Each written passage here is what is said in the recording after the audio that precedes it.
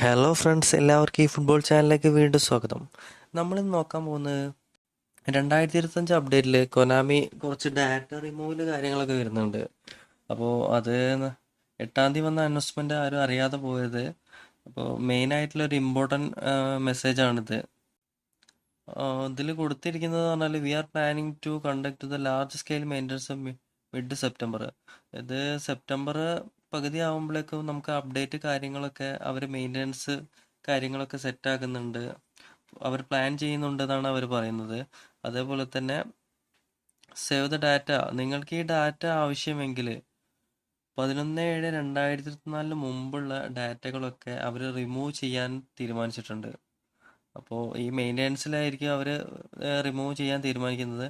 അപ്പോൾ നിങ്ങൾക്ക് ഈ വിലപ്പെട്ട ഡാറ്റകൾ, ഇത് നമുക്ക് 2-3 അക്കൗണ്ടുകൾ ഉണ്ടാവും. അപ്പോൾ അതൊക്കെ സേവ് ചെയ്യണമെങ്കിൽ തന്നെ 11/9/2024 ഇന്ത്യൻ സമയം 10 മണിക്ക് മുമ്പായിട്ട് ഡെയിലി ലോഗിൻ ബോണസ് കളക്ട് ചെയ്യുക. അതേപോലെ തന്നെ എല്ലാ മാച്ചസും എവൻറ്റും കാര്യങ്ങളൊക്കെ ചെയ്താലുള്ളൂ നമ്മൾ ഡാറ്റ മിസ്സാവാതെ ഇരിക്കുള്ളൂ. കൊനാമി പ്രത്യേകം പറയുന്നുണ്ട്, ഈ റിമൂവൽ ചെയ്ത് കഴിഞ്ഞിട്ടുണ്ടെങ്കിൽ നമുക്ക് ഒരിക്കലും റിക്കവർ ചെയ്തെടുക്കാൻ പറ്റില്ല.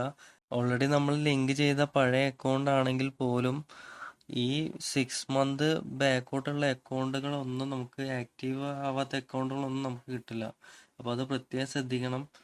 നമ്മൾ ഈ ഡാറ്റ ഒന്നും മിസ്സാവാതിരിക്കാൻ വേണ്ടിയിട്ട് നമ്മളെ മെയിൻ അക്കൗണ്ട് എപ്പോഴും ജസ്റ്റ് ഇവന്റ് കാര്യങ്ങളൊക്കെ കളിക്കുക. അതേപോലെ തന്നെ ഈ ലോഗിൻ ബോണസ് കാര്യങ്ങളൊക്കെ കളക്ട് ചെയ്താലുള്ള നമ്മുടെ അക്കൗണ്ട് കൊനാമി റിമൂവ് ചെയ്യാതിരിക്കുള്ളൂ. അപ്പോൾ അത് പ്രത്യേകം ശ്രദ്ധിക്കണം, ആരും അറിയാതെ പോകരുത്.